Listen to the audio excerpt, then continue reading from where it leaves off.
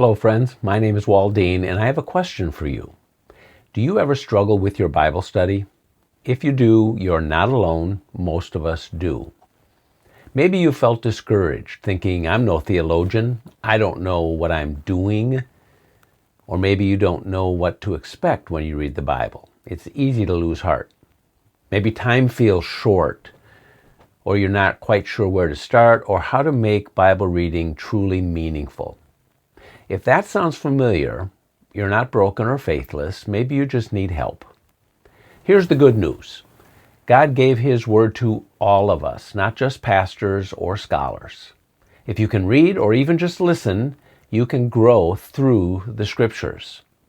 Sometimes all you need is a simple process, something that helps you slow down so you can see what's there and respond to God in a personal way.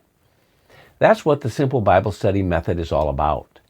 The Simple Bible Study Method is a 5-step process designed for everyday Christians. It helps you move from discovery to reflection to response, and it only takes about 15 to 30 minutes. So if you'd like to renew your love for God's Word and grow deeper in your walk with Jesus, join me in exploring the Simple Bible Study Method.